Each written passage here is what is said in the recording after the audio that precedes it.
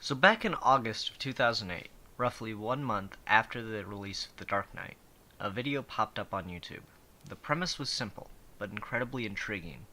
What if the Joker had videotaped therapy sessions in Arkham Asylum, and we saw them? Scott McClure and Andrew DeVary are the creators of a fan film web series, The Joker Blogs, and they came up with the idea while waiting in line for the midnight showing of The Dark Knight.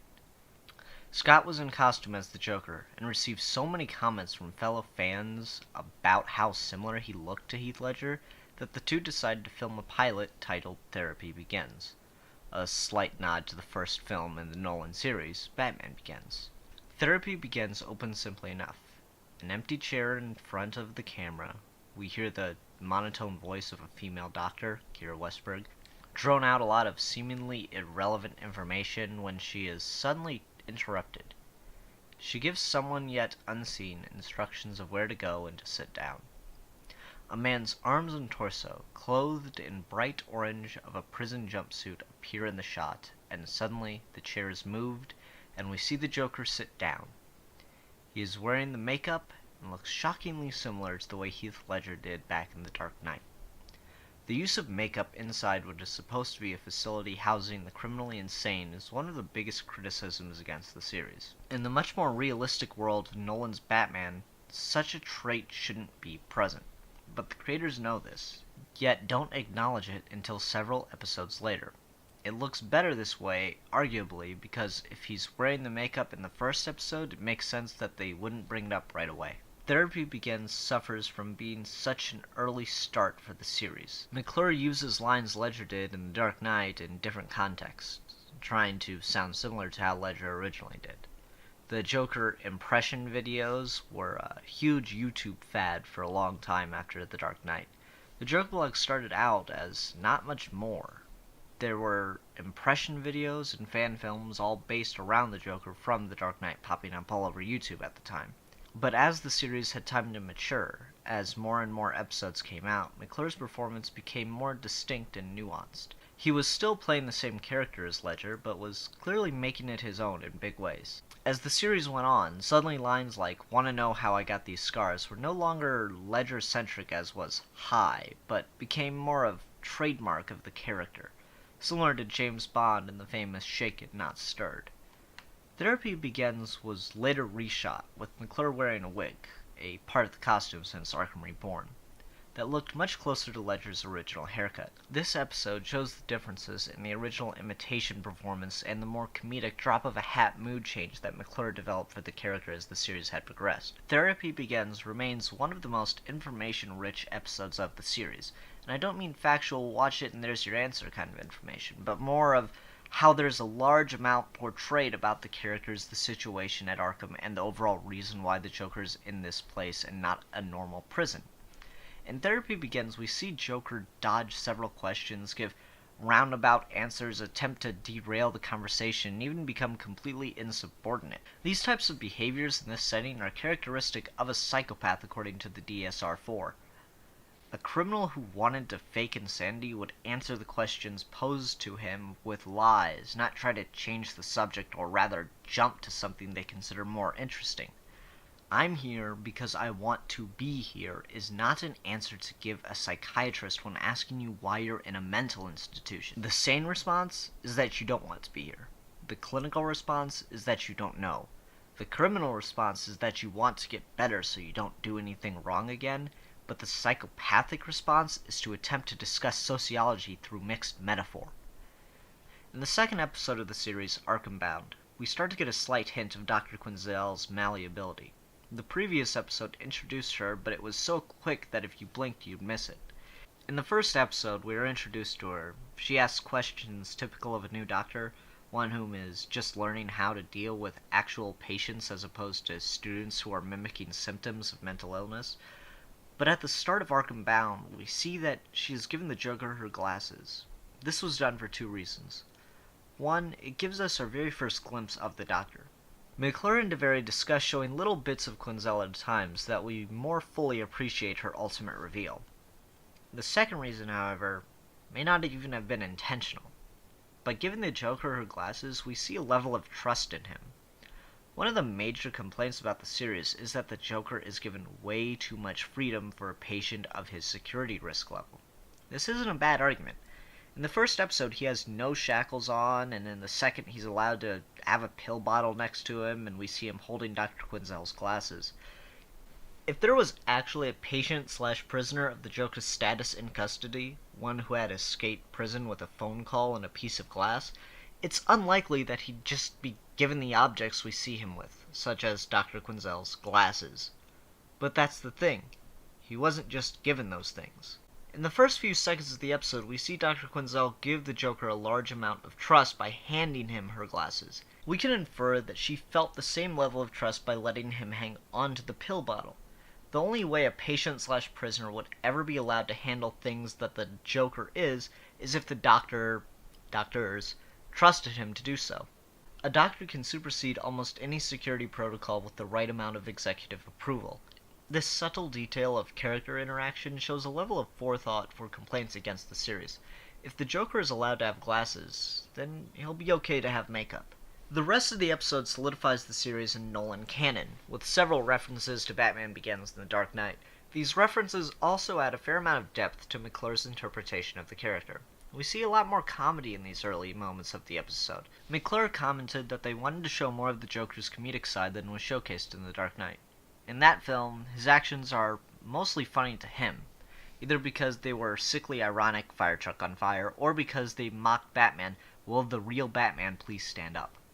But the writing in the Joker blogs and McClure's comedic portrayal of the character do not contradict Ledger. They just show a different side of the Joker than Ledger did. That different side is brought out by the different medium in which he appears.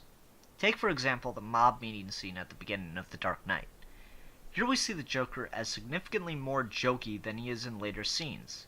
He cracks one-liners, he moves around like Charlie Chaplin on heroin, and his entrance reveals a strong love for the theatrical. In the Joker blogs, he knows he's being videotaped, so he puts on a similar act. McClure has the character crack better one-liners, he has the Joker pantomime things for comedic effect. The Joker blog shows a part of the Joker that we only got a taste of back in The Dark Knight. It showcases the Joker as a performer. The third episode, which is my personal favorite, titled Meet Steve. Here we get a brief callback to The Dark Knight and the way the Joker handles a camera. This was a nice touch, but again, we see a little more humor than Ledger's performance. As the Joker moves around the offices late at night, we see him scramble through an office that turns out to be Jeremiah Arkham's. Here we get a start of a running gag about Joker's obsession with Arkham's wife. Shortly after, the camera cuts and we're in Dr. Quinzel's office. The Joker gives a monologue about how important life is, how every day must be seized or wasted. This may at first seem to clash with his worldview from The Dark Knight, but it actually works quite well because it is evident he is up to something more. In the next episode, we hear about what he did later that night, but beyond that. Harley Quinzel is the real name of Harley Quinn. Most Batman fans would already know this, but hey. The point or end goal of the series would seem to be converting the Doctor to the clown queen of crime. So in this episode, through his monologue, we see the beginning of the conversion from Quinzel to Quinn. The Joker blogs probably has the best setup for Harley Quinn in my opinion. It will all depend on how it finally ends, of course, but I've never been satisfied with how Harleen becomes Harley. The original animated series did it best, but that still fell short for me. In her origin episode, Mad Love, we saw Harleen as a stern doctor who was ready for the Joker to come at her in a million different sick, twisted, inappropriate, or dirty ways.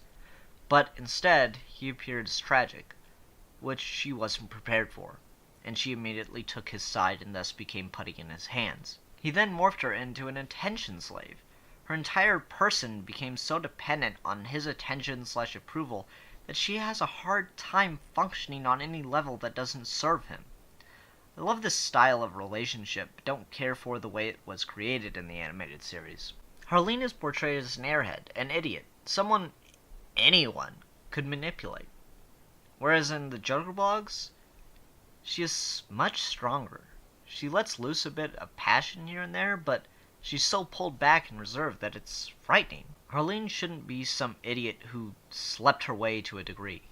She should be a cunning and great student, not because it just adds to her character, because it says something fascinating about the Joker.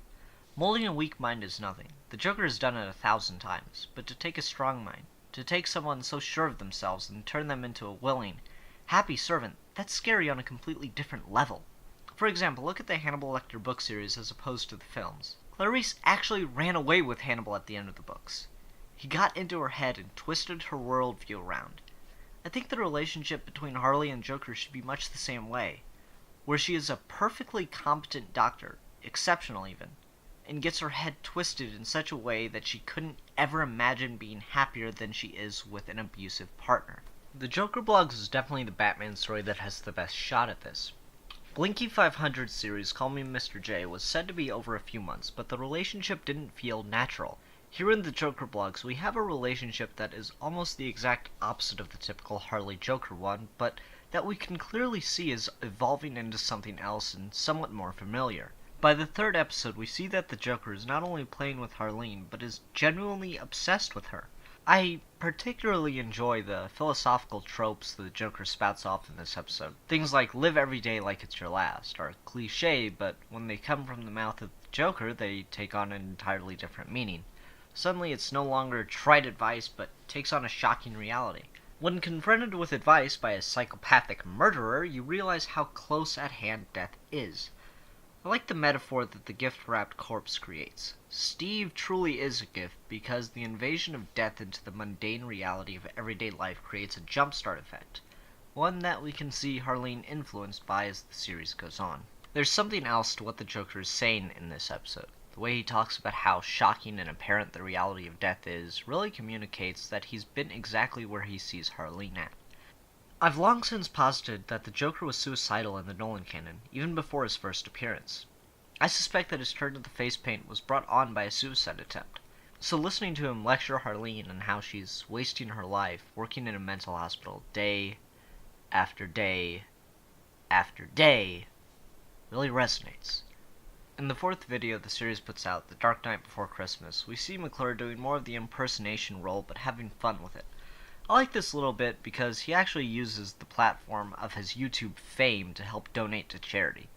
Albeit vandalized donations, but still donations nonetheless. I don't have a ton to say about this except that the Joker sitting on a bound and gagged Santa's lap is quite a fun visual.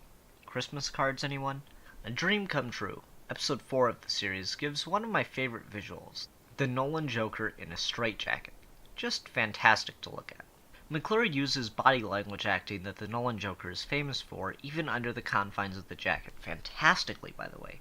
In Meet Steve, we saw the Joker's obsession with Harleen, and in this episode, we see her obsession and dependency on him. As they sit in the interview room alone together, we hear her voice shift, lose the professional tone, and reveal how important he is to her, both personally and from a career standpoint.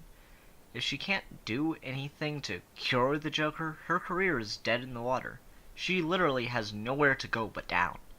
She took on this case as her first major assignment, and if she fails, then she'll never get another big chance again. But on a personal level, when the guard Lyle comes back in to take the Joker out toward the end of the video, we hear her try to shift from an angry tone back to a professional one. But somewhere in between, we hear her fear of personal ruin in the briefest moments, showing her attachment to these sessions with the Joker, showing that she doesn't want them to end. The use of Lyle Bolton was just fantastic, and I choose the word fantastic for a reason. This show isn't just a Nolanverse fan series. It wasn't created by a bunch of fair-weather Batman fans that just jumped on board after the success of The Dark Knight. The series is made by fans for fans. It's accessible to almost anyone who's seen The Dark Knight, but for those who are aware of the Batman universe on the whole, there's a ton of stuff just for them. Lyle Bolton and Vernon Fields in this episode being two of them. I'm not going to point out every cameo, but if you know your Batman, they're not that hard to spot. At the end of this, we see just a little more of Harleen, adding to this striptease-style character reveal. I find it interesting to note that the other very popular genre this filming technique is used in is monster movies. Making Dr. Harleen the monster, fully on screen for the briefest moments in the Joker blogs before she begins what is her ultimate turn, may not have been intended like this, but still interesting to note. My Funny Valentine has a strange place in the series. It simultaneously tells us nothing about the plot and characters, yet speaks volumes about both. We are introduced to Maloney as Jeremiah Arkham, which was a good choice, even if the age didn't seem to quite match. We are told later that Jeremiah graduated early and inherited the asylum, making him a dark mirror of Bruce Wayne in several ways. The idea of interrogating the Joker at night in an attempt to disorientate him was an interesting choice that's telling of the Arkham we'll see in this series. Here's where we also get into the Joker stealing the picture of Jeremiah's wife, a running gag that reveals the eventual end of the Arkham story in this first series. The idea of Harleen staying at the asylum till all hours of the night just after the events of Meet Steve is also interesting. Not much else to say about this. They used an episode that was originally meant to help advertise the series to the production team at Warner Brothers to show where they planned on taking the characters. The fifth episode, Hypnotized, introduces Doctor Strange to the series, which was quite fun since this was before Arkham City had made him really popular.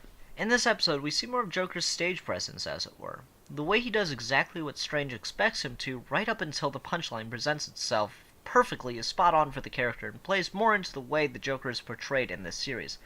I also like the way this shows how traditional therapy techniques have absolutely no effect on him. I don't love the actor they use for Strange in this. I really wish they had found an older gentleman to play the character, but that could have felt out of place considering that almost everyone in this series is in their late 20s. At the very least, they're consistent with age. An argument could be made that this is a young Gotham, and thus we're just beginning to see these characters become the icons they are. I will offer just one bit in defense of using young actors in this series. In Batman Year 1, Bruce is supposed to be 20. When Batman Begins, he was supposed to be 30. Hollywood has people somewhat conditioned to think that people of one age look another. The number of teenagers played by actors in their late 20s is pretty high. So in this series, we kind of have something that might actually be closer to reality than we're used to thinking. April Fooled. At the time, that was just fucking cruel. An Apple a Day was fun. I like seeing Crane again. His dialogue was nail on the head, and the actor they got to play him was pretty close match to Cillian Murphy. The facial hair was a weird thing. They couldn't get the actor to shave, I guess, and they just preferred to have someone who looked a lot like Murphy with facial hair, as opposed to someone who didn't look like Murphy at all. This video brings back Jeremiah Arkham as well, and that's, like I said, fun. It's interesting to see how Joker interacts with people once he has them in his hands. I also like the Adam and Eve metaphor in the use of the apple.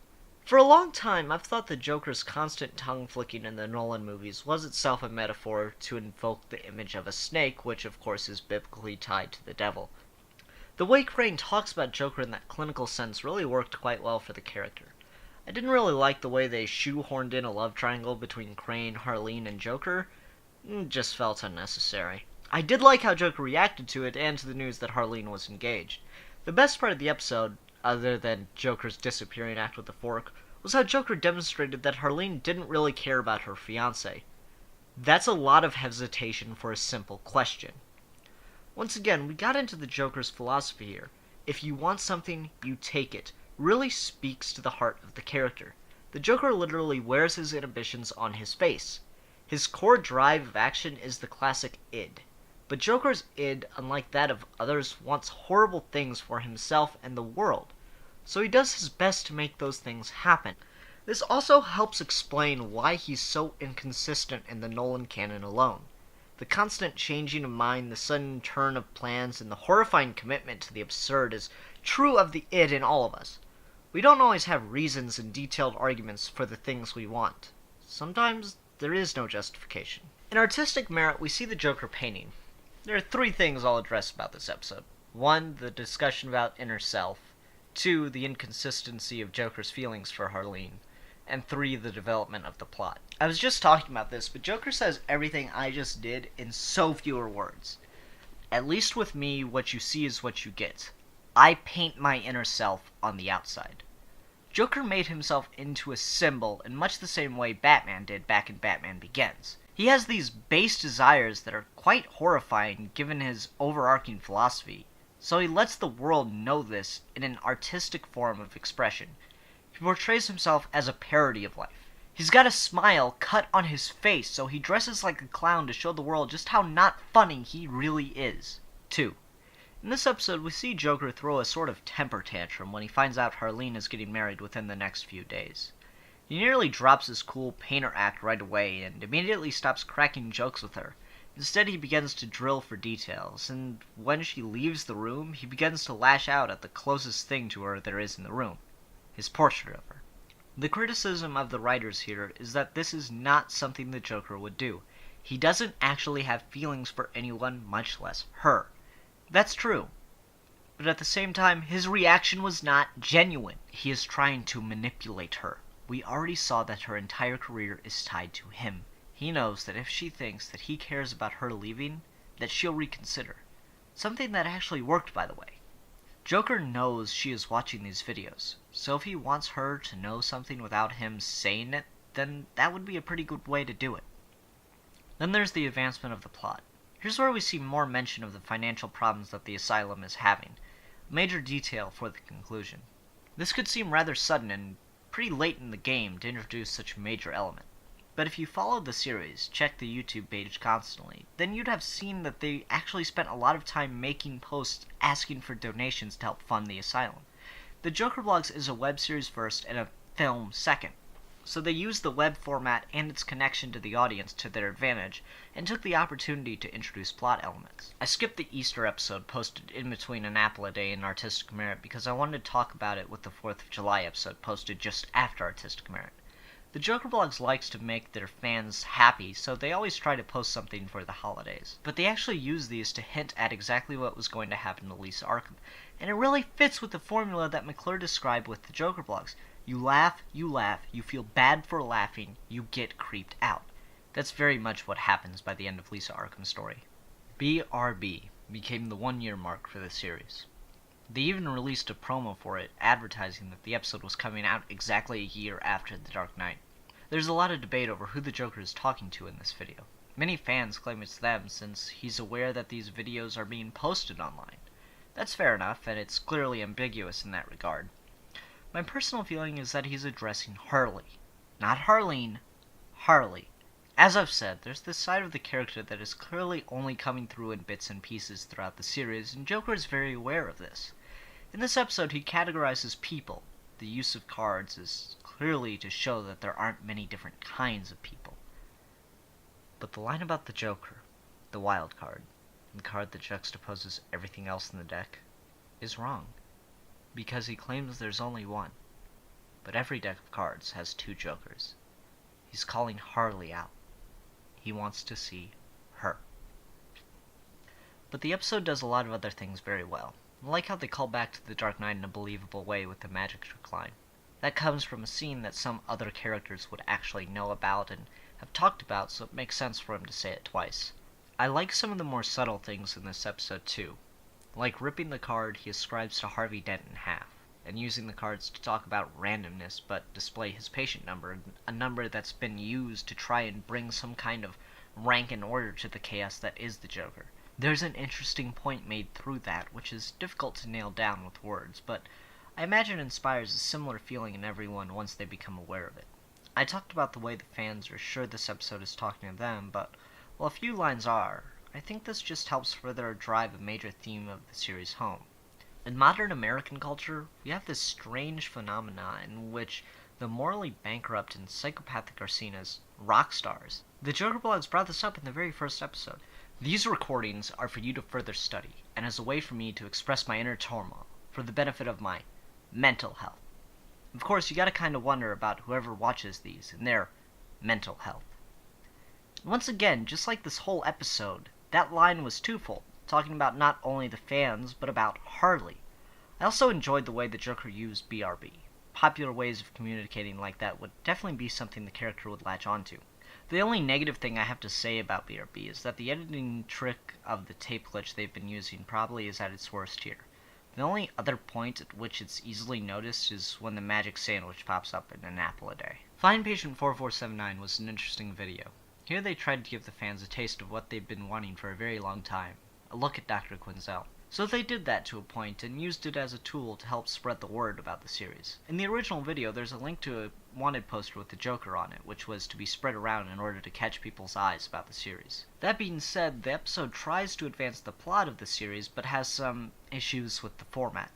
The found footage style kind of goes against them in this video. Dr. Quinzel would either have had to post the video herself, which creates a plot hole of why she hasn't deleted the other videos, or she left the camera there in the hopes that someone would post it, which doesn't really work. The explanation that was provided from another fan was that in the universe in which this takes place, the videos are popping up all over the web, not just on one channel.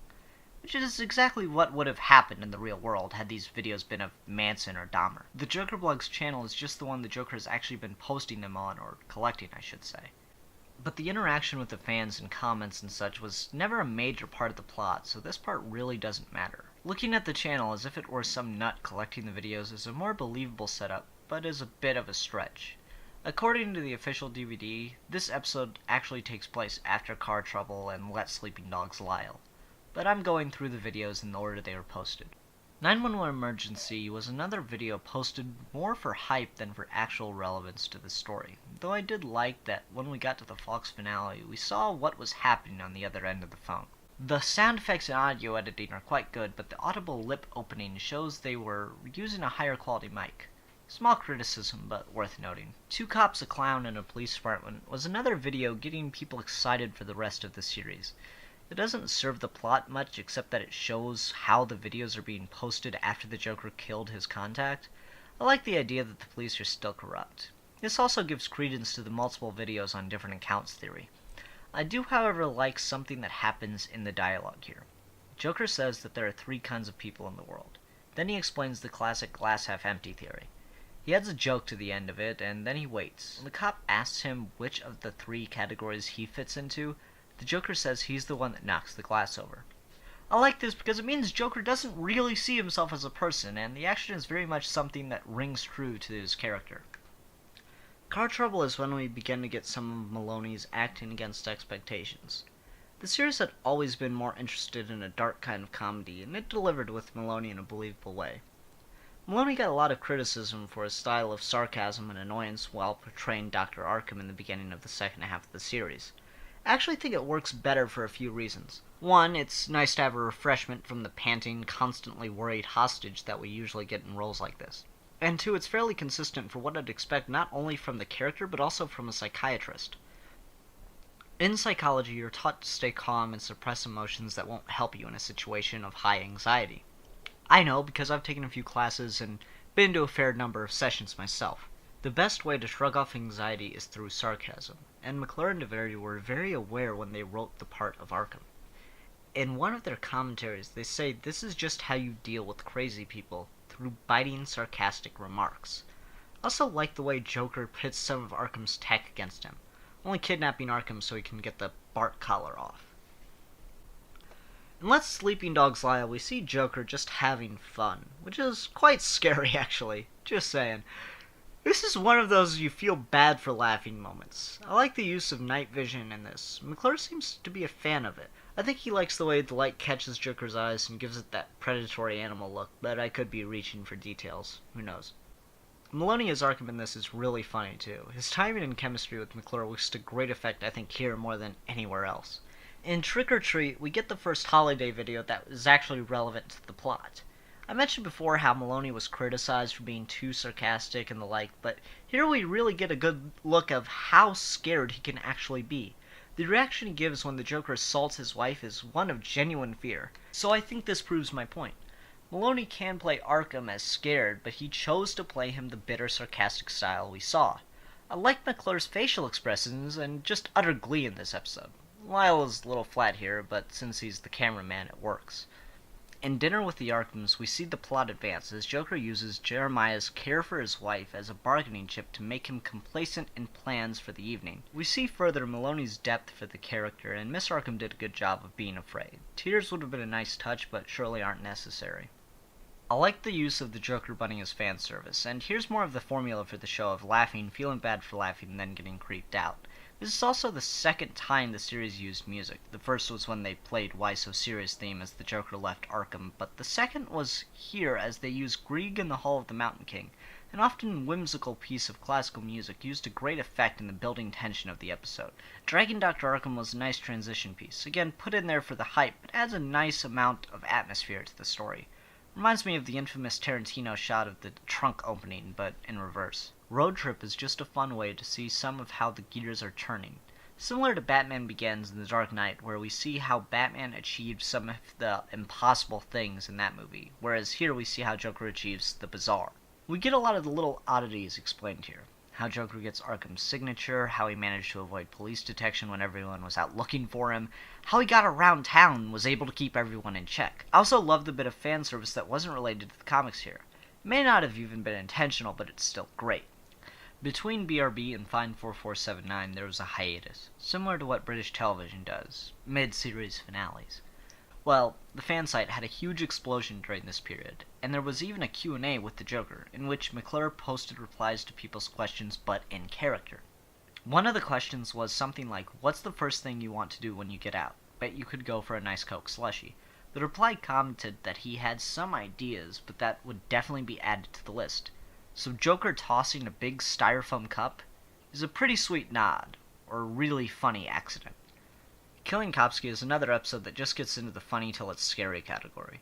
We see Joker have fun, the fans get to speculate about Joker's feelings for Harley, and we get a great fake-out for the wedding episode to come. Meyer is great as a frightened and confused man. The plot is a little inconsistent here. It's already night, which isn't an unheard of time to have a wedding, but we're not sure if Garrett is already late for the wedding, or if it's scheduled for night, or what. I'm going for the first one since the wedding episode begins at daytime, but as to exactly what's happening, it's a little confusing. I'm going to say it probably came down to time for the location. I imagine the wedding episode was supposed to be at night, but they couldn't book the church to shoot that long into the evening, so they shot part of the video at day and tried to stay away from the windows. Get Me to the Church on Time introduces one of my favorite original characters in the world, Ted, the one henchman the Joker would never kill because he's just so damn useful. The running gag of Ted having every job ever is hilarious. Andrew DeVary, the co-writer and director of the series, plays Ted, and it's just awesome. I like how Joker is ready to go through his usual threat and routine until he finds out that Ted wants to die. Then a sly smile crawls across his face, and he instead offers Ted a job. He suddenly becomes so interested in this man who wants nothing more than to die, and he makes him into his number 2. Great writing for the Joker, honestly. The way Joker attracts the broken and the destitute is interesting, and how they seem to attract him is resonant to me. The GCPD evidence video is really well edited. I love the Stranger Gotham bit. The blood hitting with the music is just cool. I also like the way this was billed as the end of the series, but if you read everything in the video carefully, it clearly says that it's just the last GCPD video. 3 Minutes to Midnight is a well-done action sequence for such a small-budget production. They got a cop car. They had great visual and audio effects on the guns. I like the play on cops and the building of suspense of Lisa Arkham's fate. My biggest negative criticism of the episode is that the Scar story, which we've been waiting for a long time from this series, was a little lame. I like that it seemed as if it were made up on the spot, which I'm sure all the Scar stories were supposed to be, but this lacked the horrifying connection to his past that the other stories had. In The Dark Knight, Ledger gives stories that are tragic and consistent with what people think about psychopaths, but in the Joker blogs we get certainly the most gruesome story, but the least interesting. I like that the Joker somehow manages to find Arkham again, almost like it was fated. It doesn't come off as convenient to the plot as it might in other fan films, because of all the footage we get of Joker driving around town beforehand.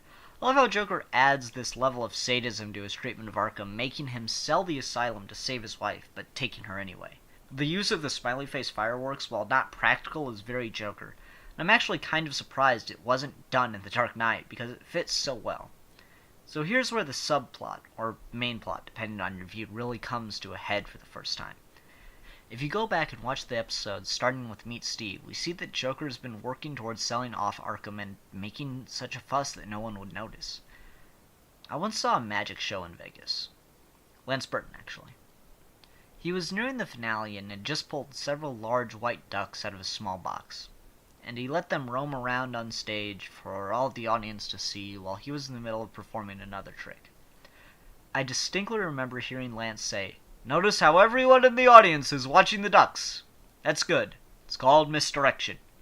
That's exactly what the Joker was doing during the apparent plot. Breaking out of Arkham, kidnapping the staff, and crashing the wedding were all misdirections so that no one would care who bought the hospital or how they did it. There's a criticism that some might bring up, Joker would never just work for someone like that, and that's true, but let's put a pin in that and get back to it. So at the end of 3 Minutes to Midnight, we see Joker give a tape to Ted and tell him to post it online. This tape is the wedding episode. The wedding video is the episode that draws the most criticism. One major one is that they spend way too much time doing nothing but talking. It doesn't become interesting until Joker shows up. Another is that Harleen's reaction is not a believable one. A third is that the acting is just terrible or that the actors are too young. And the final is that they tried to do too much for their budget. I'm going to start with the acting. In any fan film, you're going to have to accept a few things. One of which is that the acting is probably going to be bad from the supporting characters and that a lot of the actors will look too young. This isn't a criticism, at least it's not a very well thought out one. Complaining about these things is just a little dumb. You can be correct in that the actors aren't great, but you can't judge them on the same level you do a Hollywood movie actor. To complain about an actor's age in a fan film or the quality of their acting is akin to complaining about the fact that a movie made before the 1940s is in black and white. It's just part of the medium. It's present in nearly all fan films, so complaining about it shows a lack of background on the part of the reviewer. Am I saying that a fan film can have nothing but horrid acting throughout but still be good?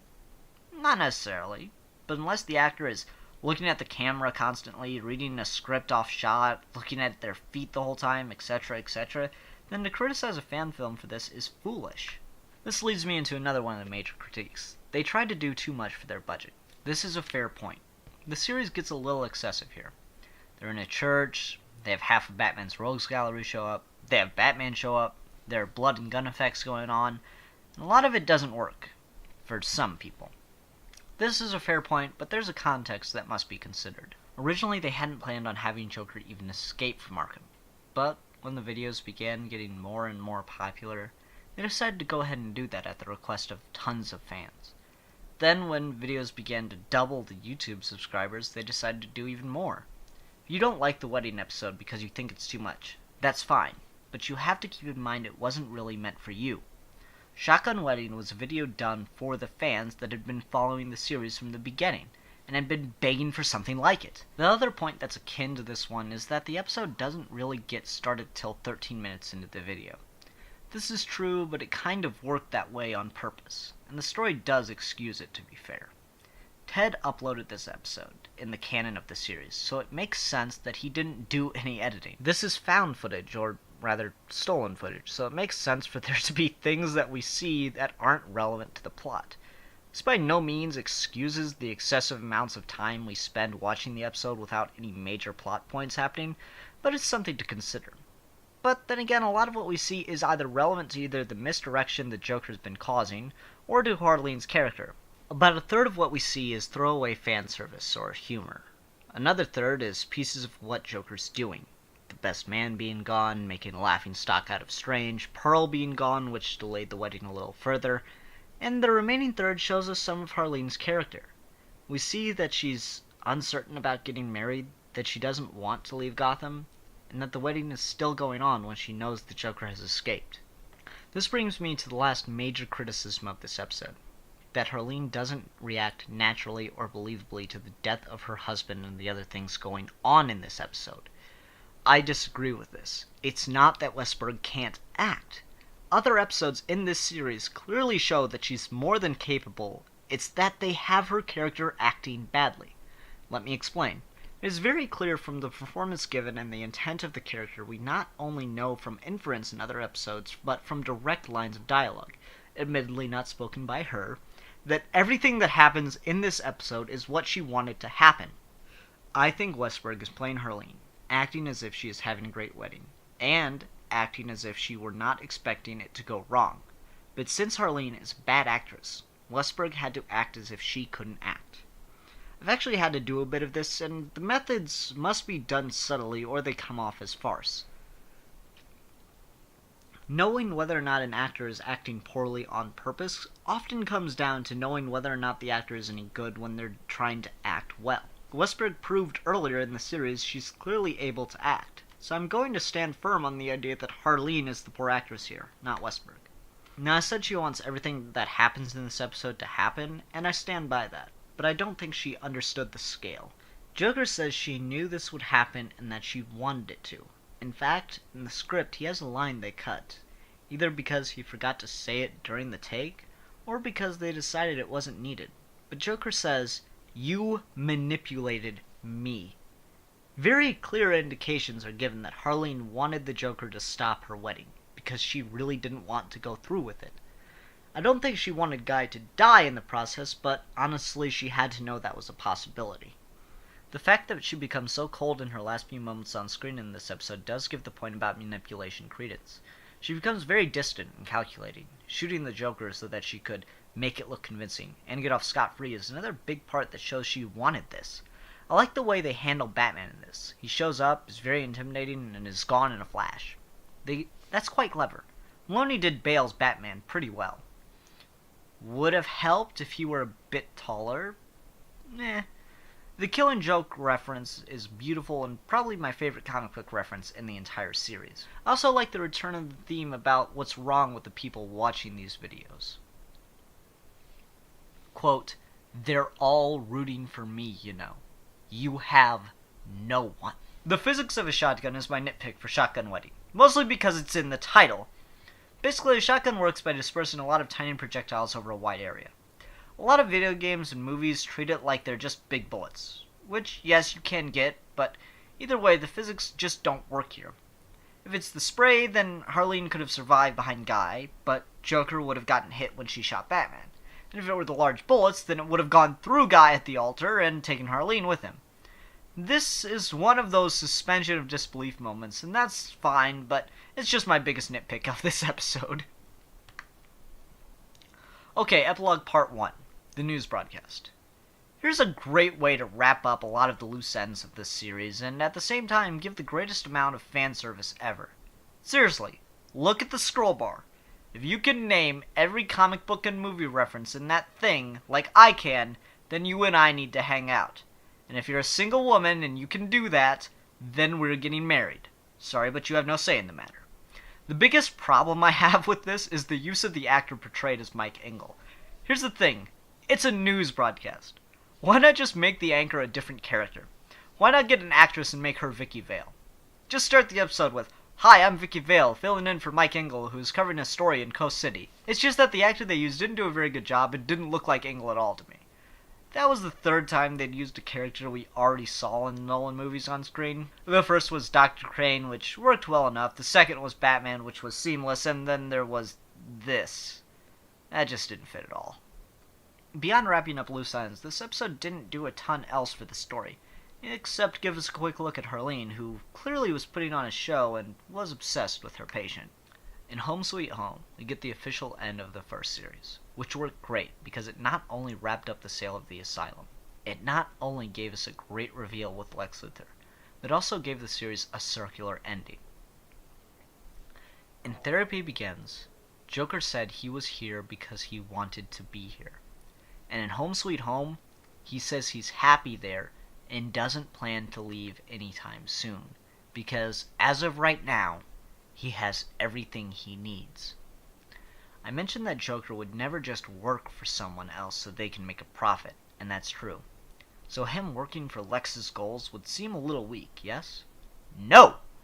Joker not only got to ruin a few lives along the way, he not only got to play with the mind of his shrink, and he not only got to become a YouTube celebrity, but he also ensured that he'd always have a place at Arkham. In the beginning of the series, they were trying to determine whether or not the Joker is insane. With Luthor at the head of the asylum, he can ensure that no doctor would ever dare declare patient 4479 sane, because if they did, they'd never work again. Lex profits because he has a foothold in Gotham, and he has a place to get thugs or keep his muscle away from jail time like Falcone did in Batman Begins. It's a wonderfully consistent ending, and you know what? I called it all the way from I'm patient 4479! Sorry, I really like to brag about that. Overall, the Joker Blogs is still one of the greatest fan films / series ever made. It took an innovative approach to the character. It told a story that deserved to be told. It did things with the character that improved upon the source, and it proved you could do things with the universe that no one thought possible. Is it a little rough around the edges? Sure. I'm not going to deny there are a handful of issues caused by the medium or lack of forethought, but that's just it. With a better budget and a little more careful plotting, the series can be even better. Dare I say, near perfect. And that's just what I'm hoping will happen with the second series of the Joker Blogs. I'm going to give the Joker Blogs Series 1 a 9.5 out of 10. I'm Sid Part 2. Check out my weekly series, Geeky Gentleman, for more reviews, and subscribe, because I'll be doing a much shorter review in the near future talking about the Joker Blogs DVD as part of a Batman Day video series.